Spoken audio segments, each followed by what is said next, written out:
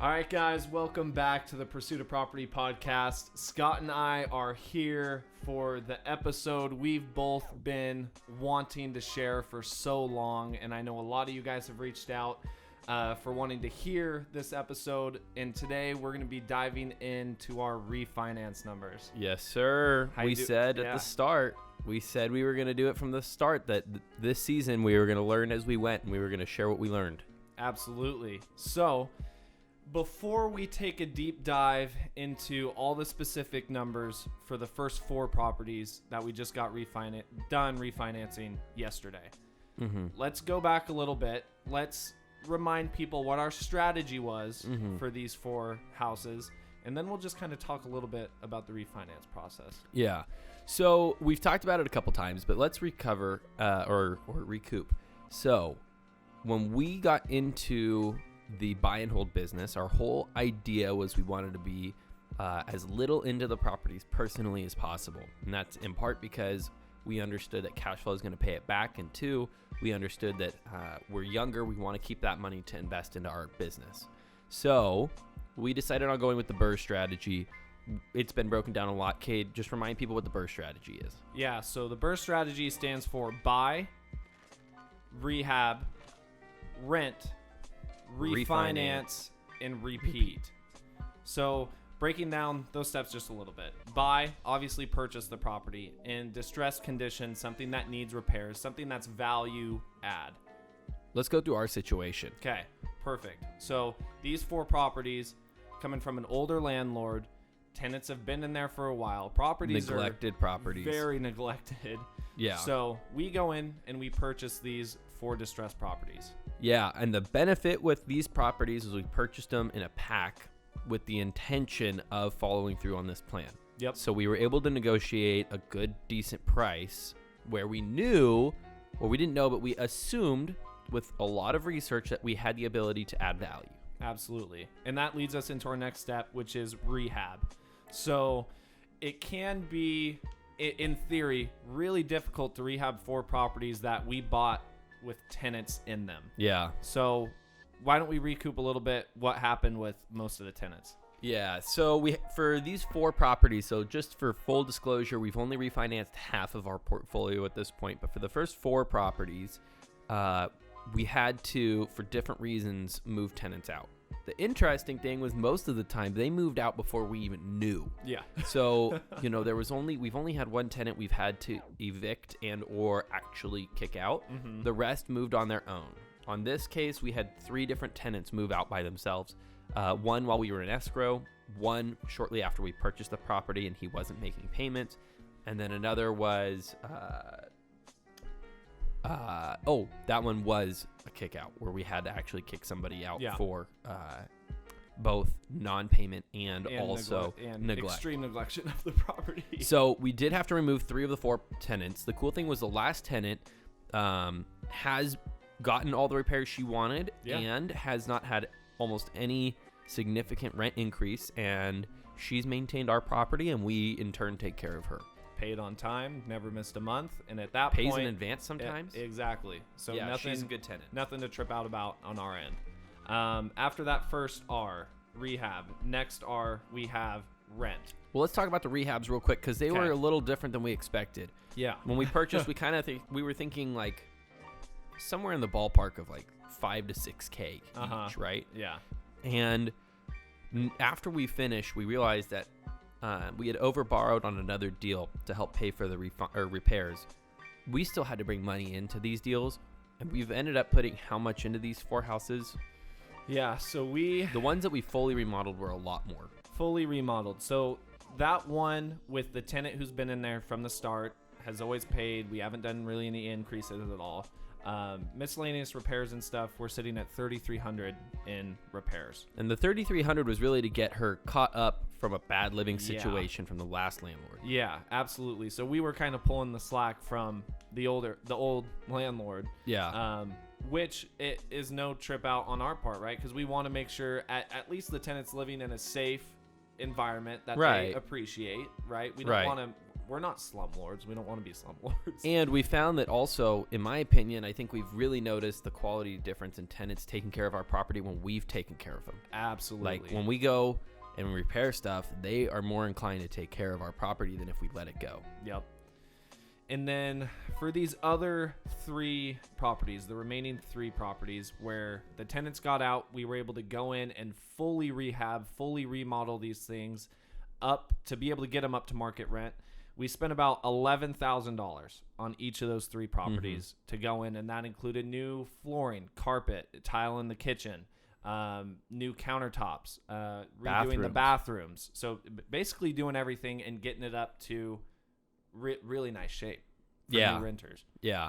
And it was funny because we only had one bad experience with the tenants leaving. Yeah. Most of the time they left cordially, and it was really easy. We had one tenant who fought us on the way out, caused some extra damage. But even then, really, the rehab cost was about the same, which is a sign to me that, like, you know, each property had its own problems. With one, we had to put on the roof.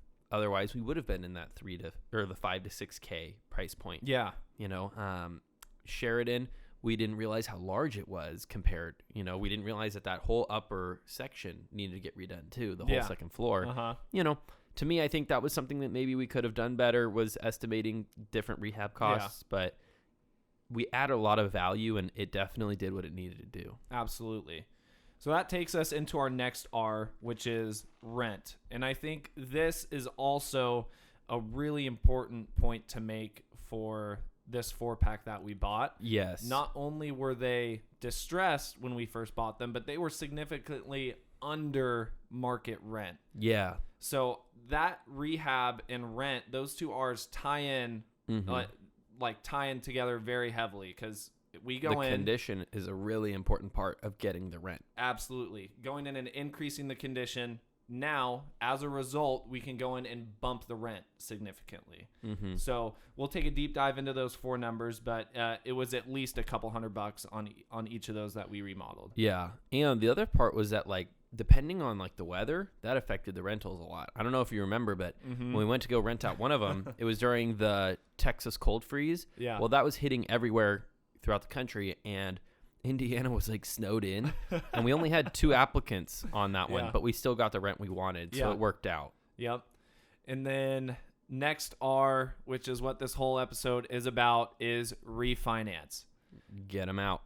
So let's talk about the refinance process a little bit. I remember we were not even a couple weeks ago, more recently than that, because we were like, we're literally in the home stretch. How long has this process really been? And I remember we went and we saw when we shot off our first email, and it was, do you remember when? It had been in like April. Yeah, I looked and it was like March. Early March was our very first email to get this refinance process started, and we closed yesterday, which was August 5th. Let's deep dive, though, really into why it took so long. Yeah. Because to anybody listening, you should know that that's not a normal refinance. No. 60 days is a more realistic refinance time frame. Uh-huh.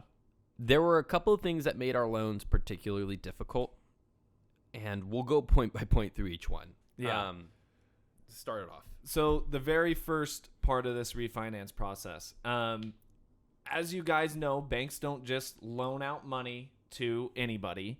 You've got to gather your documentation. You've got to gather your pay stubs, your tax record, or your tax return. Yeah, your tax returns for the 2 previous years. Pay stubs, blah, blah, blah, blah, blah, blah. The list goes on and on and on. It's more than you would think. I remember in the first time we got access to the portal to upload all of our documents, we must have spent an hour and a half, 2 hours that first day just uploading all those documents for the first time. And because of all these delays, we ended up updating documents and throwing in new documents 3 separate times. COVID plays a part too, because banks stopped allowing docs to last 180 days or something. They got shortened to like 60 days or 30 days or something really short. And remember, the second time, so keep this in mind too, guys. When you are doing all this stuff in the refinance process, you do have a soft inquiry on your credit. So both of us had that first inquiry, and then again another delay. So we passed the number of days that was allowed to keep that credit report. So then we had to get another credit inquiry done. And I'll disclose Yes. that I don't use my credit cards almost ever. I kind of live off of the cash idea.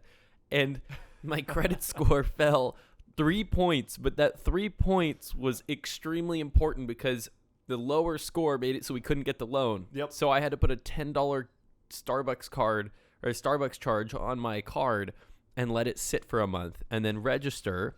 And then they were going to pull our credit again. And so that was a delay. Yep. Our tax returns were the biggest delay. Because COVID, because of a whole bunch of stuff, our accountants, for different reasons, recommended that we hold off filing our taxes until about May. And so we can admit that 60 days of the delay are directly due to because it made financial sense for us to delay. Yes. But, that slowed down our refinance process significantly because then from there, then my credit score situation and then pay stubs and tax returns and P&Ls and incorporation docs. Letters of explanation. Lots of letters of explanation.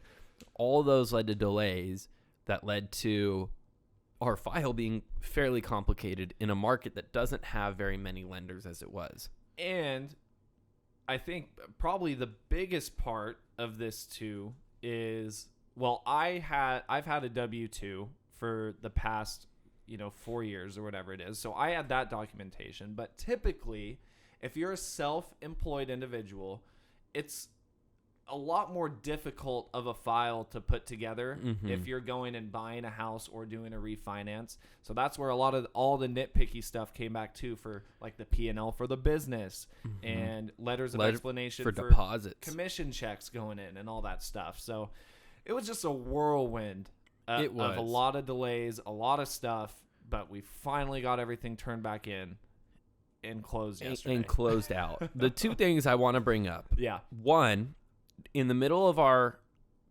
BRRRR strategy, pretty much, in the middle of our repairs section, Fannie Mae and Freddie Mac changed their portfolio requirements, and they went from being able to have 9% of their loans as investment loans to 7%. And it artificially dropped the supply of lenders in a market where most banks won't loan our loan amounts for the rates that we were asking for. And what happened is our rates shot up right away, which pushed us a little bit closer to an issue when it came to cash flow. But also, the lenders were really picky, like really, really picky. And it came down to like even insurance had to do 5 different rounds of insurance to show different things because they kept adding more requirements. And so, each step of that led to issues.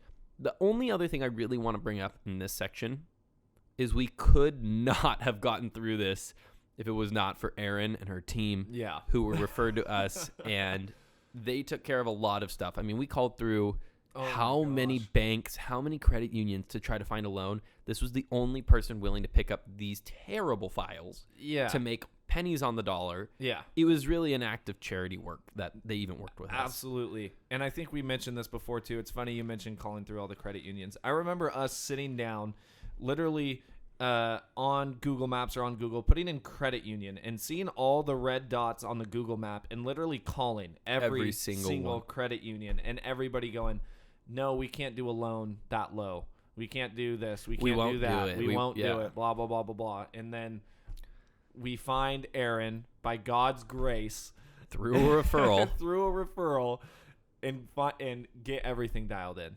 No, we truly owe Erin a lot, and we couldn't recommend her more. We definitely had moments where we probably scared her because we would send a question that to her made no sense, but to us seemed to make sense. And, she worked with us. She was super patient, and honestly, like, they took really good care of us, even if there were delays on our part and on their part. Yeah. Okay, so that leads us into the last R of the BRRRR strategy, which is repeat. We did this simultaneously for 4 properties. Repeat obviously means go out and do it again. So I think we've got plans to pick and choose which ones that we plan to do the BRRRR strategy with, both current rentals that we still have and obviously anything else that we Offers pick up that we're making. Absolutely. Yeah. Running numbers with kind of that strategy at the forefront. So that wraps up the BRRRR strategy in total. We talked about our refinance process. Let's take a deep dive into the numbers for each four. Yeah? Let's do it. Okay. So let's start out with Meadow. So Meadow was a property where originally it was one of those problematic tenants. We didn't really get a good peek at it. Mm-hmm. But we borrowed how much? So let's start with purchase. So we purchased Purchase. all 4 of these properties for a total of 125. Yes. Okay. 31,250 a piece. So we borrowed $31,250 for each house. On Meadow, we didn't get a great view of the home, but what I distinctly remember from visiting was in the backyard, the roof was concave. Yeah. There was an issue with the roof. Somebody had fallen trying to scrape snow off the roof. Yeah. Which, thank God, that didn't happen to us because that is an insurance liability out the wazoo. Yes. But we ended up having to do a new roof and completely gut the inside. Yeah. So we ended up going through. On the way out, one of the tenants took a poop in the living room or in the tub or something like that. Like, they really took advantage of the situation. But we ended up using material from some of our other turns, and we got our costs down, and we only spent $11,000 fixing it up. Yep. So at that point, we're $42,250 into the property. Yes. And we ended up getting it appraised. It appraised for Meadow appraised for, I believe, 58. do I have it on here?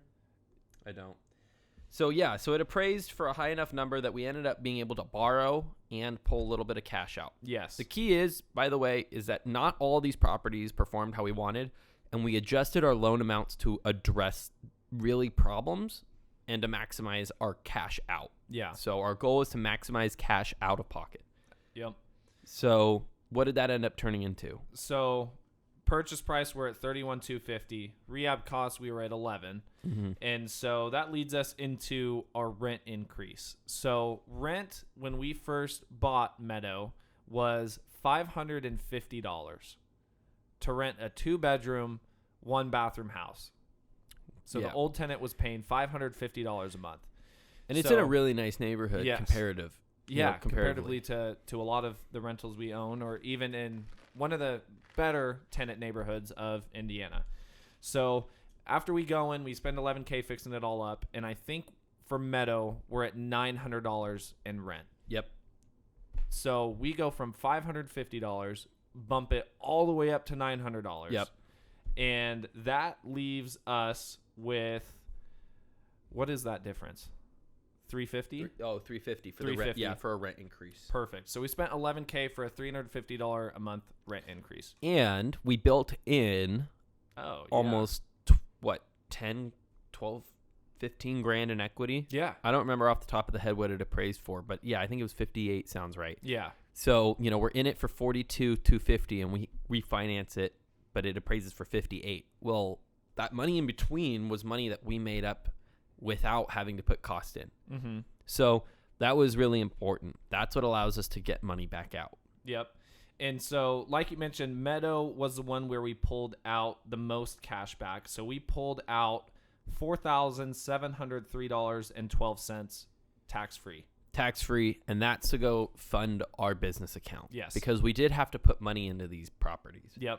Now, what I will say is we still cash flow $351 a month, which is stupid. I mean, for a loan amount of $32,000? We borrowed on Meadow $42,000. For us to still be able to have a $350 a month cash flow, that's stupid. And that's accounting for taxes and insurance, maintenance and repairs, vacancies and capital expenses, and property management. Yeah. I mean, that's not like the first number. Then you minus those after. Like, this is after that. This is accounting for, that's after accounting for the unexpected. Right. That could happen, that couldn't happen. Our monthly deposit's a lot closer to $700. Yeah. Which is absolutely nuts. It's bonkers. It's the difference between this being a decent property and being a great investment property. Yeah. All right, so that's Meadow. We cash out the most amount of cash out of between these four, almost $5,000, and we're cash flowing. You said around $350 for this house every single month.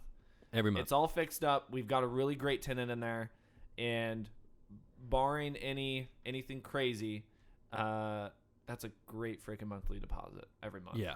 Great cash flow. Yeah. So next, Wellington. do we want to save Wellington for last or just do Wellington second?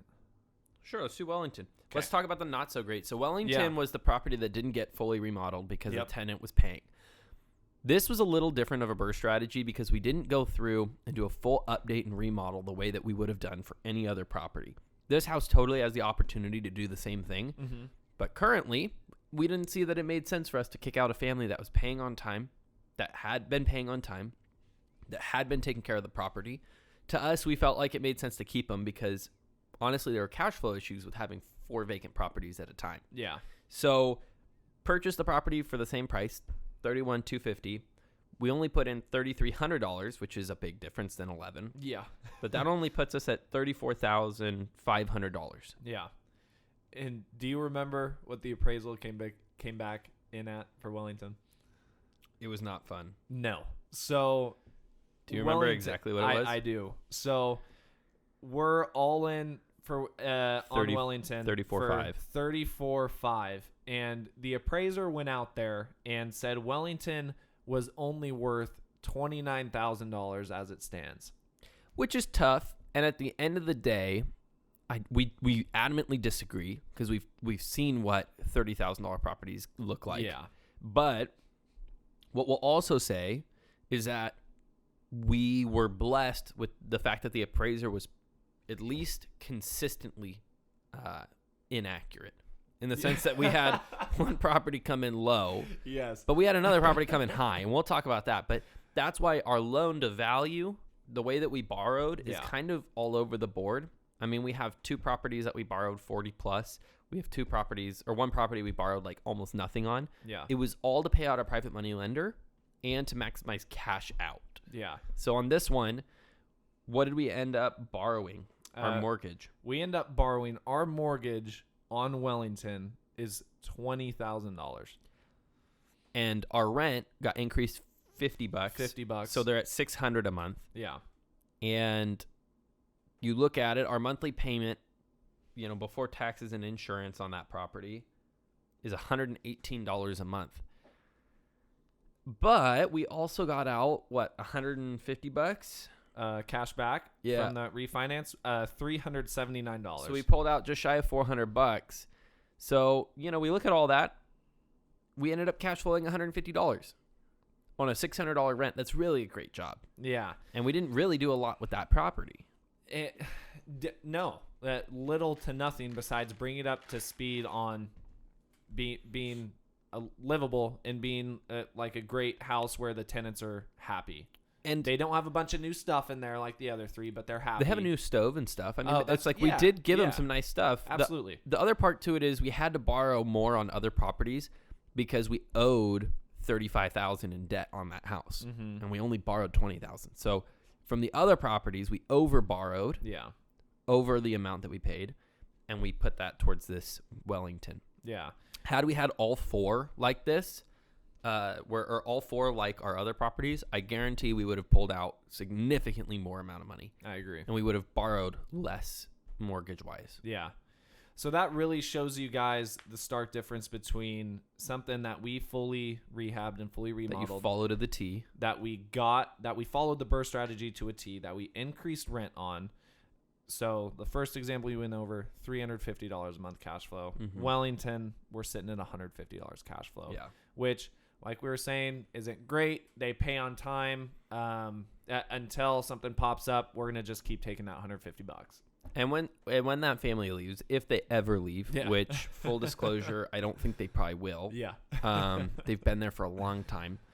If they ever leave, we've been maintaining the property so the turn will be a lot cheaper. Yeah. Because we're taking care of stuff now. We're not going to have to take care of it all at once. So instead of it being like an $11,000 fix up, it's going to be closer to like a $5,000 fix up. Yeah. And then if we want to go refinance it again, we could. We can.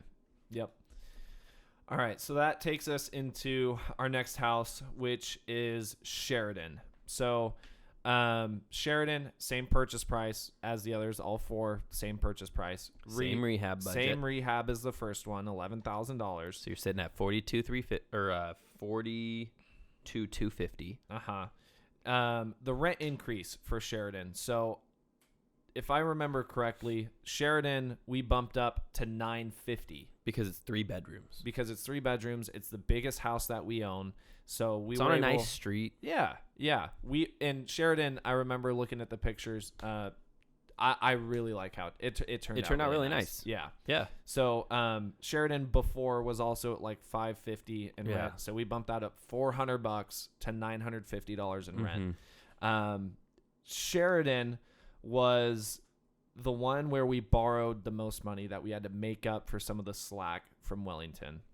So our loan amount on Sheridan is $48,750. Which is a ridiculously high number. But Yeah. we only were able to do that because it appraised for $65K. Yeah. We also have a theory that Sheridan is the biggest, but it was vacant. We think that there's a value in a property being vacant during the appraisal because no matter what tenant you get, they're going to be dirtier than a completely empty house. Yeah. So that was something that we experienced was the only vacant house we had. All of the properties were redone the same way. The only difference was square footage on Sheridan's a little bit bigger, and it was vacant, but it appraised for a lot more. Yeah. So let's talk about that a little bit. So the appraiser went and appraised all 4 properties on the same day. Meadow, Albert, and Sheridan. Meadow, Wellington, and Albert all had tenants in them. Sheridan was the one vacant one when appraised. And when we were looking at the comps way back when we were figuring out the BRRRR strategy on these 4, comps were showing us that Meadow should be the one that comes in the highest. By a lot. Yeah, so I think that's an important thing that you noted, and I think that our plan moving forward would be to try to match up the timing so that we do not re-rent out the property until after the appraisal's done. And in this case, like our loan wouldn't allow for us to include the rent for that specific property anyways, because Kate and I, neither of us at the time owned a personal residence. So they have to assume that one of us is living there. Yeah. So that was a big thing. Yeah. Sheridan cashback was really slim. For doing the refinance, we got $157 back. And what does that leave our cash flow for Sheridan? So our cash flow for Sheridan is, even borrowing almost $50,000 is still $343 a month. Boom. So that's a ridiculous cash flow for that size of a loan. Yeah. You know, honestly, we're paying $250 a month for that mortgage. Yeah. And we're renting for $950 minus insurance, taxes, property management, vacancies, repairs, everything to still cash flow $340 something. Yeah. Is a pretty spectacular number in my opinion. Yeah. Definitely beats what I would have expected. Absolutely. And like we talked about a little bit before, that's after accounting for the unknowns. So the vacancies, if it ever pops up and it's vacant for 3 weeks, a month while we're trying to find another tenant, stuff that can happen that we plan to happen but could not happen, right? Okay. All right, so that leaves us with our 4th and final property, the one that, if I'm not mistaken, gives us the best cash flow, and this is Albert. So Albert, same purchase price, $31,250. Rehab. Same rehab, $11,000 on the rehab. Rent increase, we bumped it up to the same as Meadow. They're at $900, or not? Or are they at $950 as well? They're at $900. $900, and our borrowed amount, our mortgage on Albert is $36K, which translates to essentially $182 a month. It leads to our cash flow being at $382 a month. Yeah, it's a stupid amount. Almost $400 in cash flow. The value of that, to me, is crazy. The fact that if they miss a month, the single month profit pays for 2 months of the mortgage is insane. Yeah. And so on this one, instead of pulling a little bit of cash back, we wrote a check for $150. Done. Any day. Done Any deal. day. With all the other properties paying us back $5,000, Yeah. I'm fine to write $150 to make that return. To cash flow almost $400, I will write a $150 check every single time. Albert was a great example of how the BRRRR strategy works. If every single property we buy works the same way as Albert, we'll be millionaires so fast. Yeah. So those are our 4 properties. Our total cash flow every single month between these 4 properties is $1,228 every single month. true net cash flow. Here's the other part that we never talk about. When we bought in Indiana, we knew that our borrowing was going to be a lot smaller number than California. Yeah. You know, you buy a house here, it's $200K. There, it's our max purchases or our max borrowed amount is like 48. Yeah. One flip in town in California, one wholesale deal, a couple commissions. We could buy out these loans immediately. And then our cash flow is like $400, $500, $700, $800 a month per property. Per property. That's just an insane figure to me. And it's still insane when we're talking about the mortgage amounts. You know, I'm sure all of you guys are familiar, obviously, with a mortgage. You might have your own mortgage for the house that you live in. You might be familiar with the amount your parents pay for their mortgage. Between $1,500, $2,500, you know, give or take for usually a the mortgage lowest here in town. mortgages I hear here in town are like $1,000, and they're people that Okay. have smaller homes that bought and have paid off a lot and refinanced. Okay, so $1,000, the bare minimum for a mortgage here in town. That's more than all 4 of those properties combined. Yeah. So we're talking about our mortgages being in the high $100 to in the $200 for Yeah. a house That That rents still for blows my $950. mind. These mortgages are less than each one of our car payments. They're less than combined. They're less than my car payment. It's a different style of life. Yes. This is why so many people need to listen to this kind of stuff, because, like, yes, did we put 15 or 17K in each? Yes. Okay. Did we have to earn money to do that? Do we have to save money? Do we have to make sacrifices? I know there are times that you and I have both gone through where, like, we won't go get, like, any food for ourselves. Like, we're, like, watching our gas expense, not currently, but, like, throughout our lives that we've had to sacrifice. Dude, for us to now, whether or not we work or not, we have $1,200 coming in from this is insane. Yeah. And the fact that if we hit a little bit of strive of success, dude, we could go pay off these loans and just make stupid money. And who cares if you own that house outright? Comparatively, it's not like you're paying off a $200K loan. Yeah. I mean, the difference in value of a $200,000 investment in cash versus $40,000 in cash, it's a very big difference in viability. To me, it's like, don't pay off your rentals here in town because that's $200K that you needed to put into other stuff. But $40,000 is a rehab budget here. Mm-hmm. For you to make almost $1,000 a month cash flow, just with these current mortgages, I mean, that means you pay it off. We're going to be making, significantly more. Yeah. It's bonkers. Significantly more. It's bonkers. Yeah. It's crazy. And I think that's a good point, and a point I want to emphasize, which is what we heard, which is to invest in assets. So the example that I think we've both heard that I consistently hear is, let's go out and buy the $50,000 BMW, right? Car payment is this, that, and the other, blah, blah, blah, blah, blah. $600. If you're going to go spend $50,000 on a car, why not take that $50,000 and buy a rental?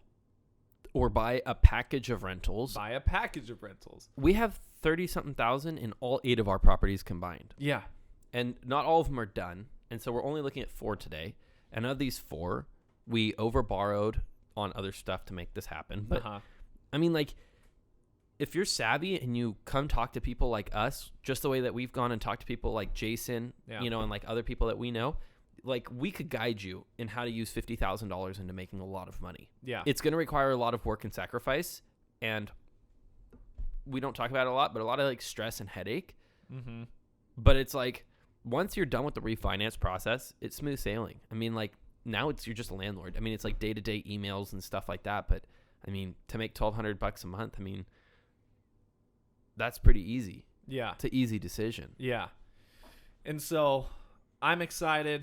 I'm super pumped. We've got 4 more properties right now to decide what we want to do with. I'm sure that we're going to be repeating this process for a few of them, if not all of them.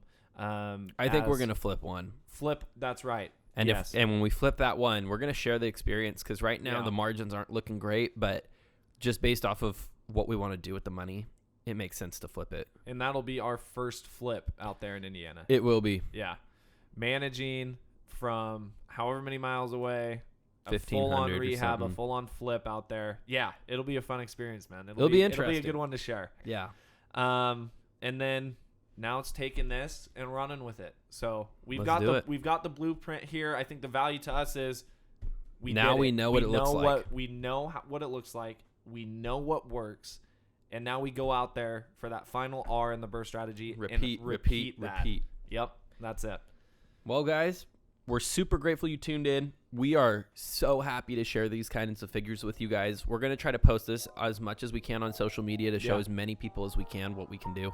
At the end of the day, we share these numbers not to be braggadocious, not to be arrogant, but to be as honest as possible so that you guys can see and make your own risk analysis and your own decisions. I know there's some conversation within our own sphere group about sharing numbers and sharing figures. Yeah. I think Cade and I will always stand by the fact that we want to help people. And if that means sharing the figures, even when we're uncomfortable and sharing losses like we have, we're going to do it. But today was some wins, and we're really happy to express them. Yeah. Thanks for tuning in today, guys. We can't wait to finish out this season on out-of-state investing. So thank you for tuning in to this episode where we talked about our refinances. And stay tuned for our next episode coming out next week. All right, guys. Talk to you soon.